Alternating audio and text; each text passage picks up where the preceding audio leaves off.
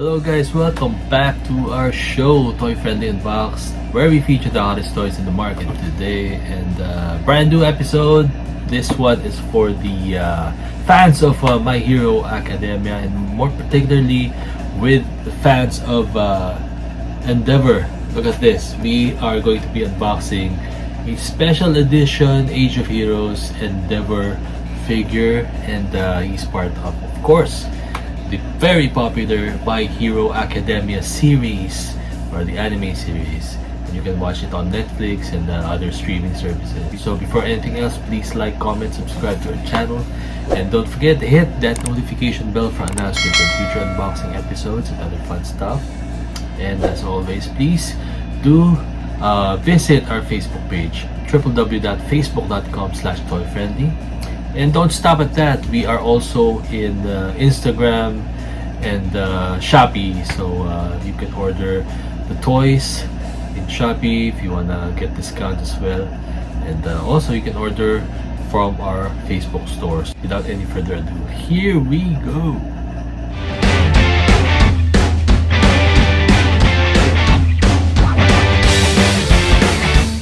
So welcome back to our show. This is Toy Friendly Unboxed, and now we are going to be featuring or unboxing this Age of Heroes Endeavour Special Edition. And this is a character from the My Hero Academia series. Definitely a very popular anime program or anime show, not just here in the Philippines but also worldwide. And also this character is very popular as well. Although I'm not really very familiar with My Hero Academia, minsan-minsan lang ako nakakapanood snippets from online snippets, and I'm not really following the series, pero alam ko this particular character is very popular. Okay, the box is consistent again with the series Age of Heroes from Bandai and Bandai Presto.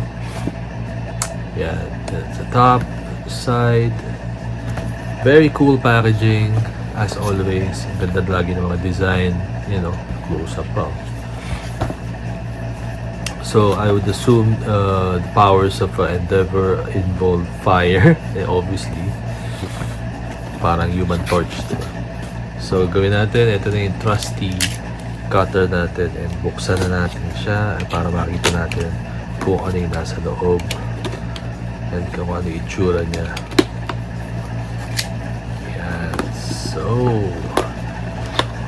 So kung may mga fans dyan ng My Hero Academia, hindi ko na alam kung ilang seasons na yata yung anime na yan. Ang alam ko lang na character dyan si All Might at si Deku. And ito, buksan natin ito. Siyempre sealed. Wow, look at this. Wow! Nakikita ko na kung bakit siya special edition. Nakikita ko na kung bakit special edition figures kung binuksan natin. It's because wow, shiny metallic version. Very nice. Metallic version, yan. Kita-kita na lang. So, mamaya assemble natin ito. Ito stand, base, and lower part, and upper part of the head niya. Very cool. So buksan natin to para makita natin isa-isa yung parts. So ito, very standard base na black, and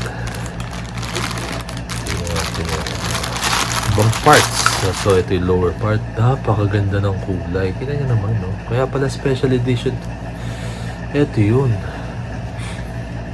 special edition because of the paint job, metallic paint. Ang ganda.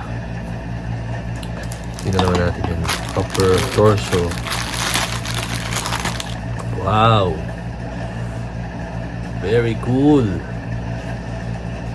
Shiny, oh. Very cool. Napakaganda ng paint job nito.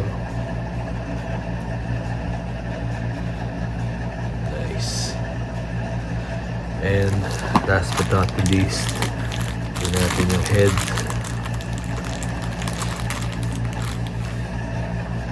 Wow, look at that. Ganda. Ganda ng paint job nito. So ayan, assemble natin siya para makita natin yung full figure. So there you go, ito naka-assemble na. Very nice. Ang ganda nitong figure na to. Very highly detailed, and also, you know, I can't stress enough the excellent paint job. Ang ganda. Very cool figure.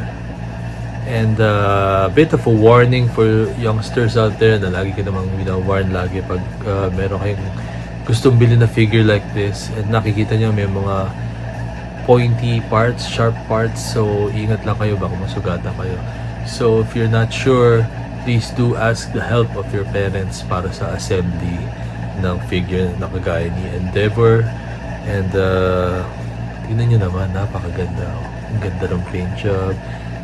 In detail ng figure is very spot on with the anime version.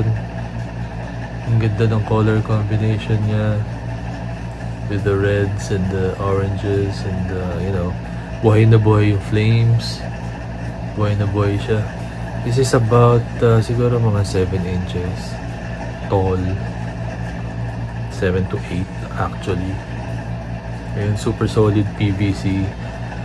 Alam niyo, ako nagko-collect ng My Hero Academia, definitely ito, huwag niyong palalagpasin. Meron pa kaming stocks nito, kung gusto niyo, pwede pa tayong pwede niyo pang bilhin. Ganda. Special edition to so yung regular hindi ganito ang itsura. Definitely maganda rin yung paint nun, pero this one is, yun nga, special edition kasi super shiny. Hindi siya just matte finish, talagang ano siya, glossy ang itsura. Oh, very very nice figure. Yung mga muscles, ang galing. Ayan, so there you go. Kakabit na lang natin siya sa base, and magko-cue tayo for montage in a short while.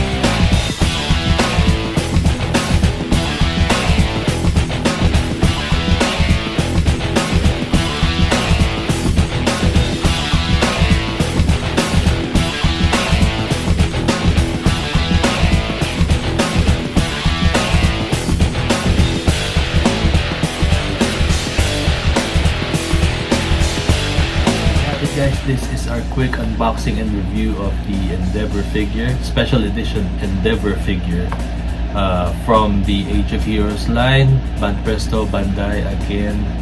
Excellent rendition of a very popular figure from the My Hero Academia series. So be sure to get one of these if you're a fan of My Hero Academia. Definitely a must-have for your collection, and we still have stocks for this, so good news. So thank you so much for watching. Please like, comment, subscribe to our channel, and don't forget to hit that notification bell for announcements on future unboxing episodes and other fun stuff. And also don't forget to visit our store, Facebook store, which is www.facebook.com/toyfan. And again, thank you so much for watching. I'll see you in the next unboxing episode.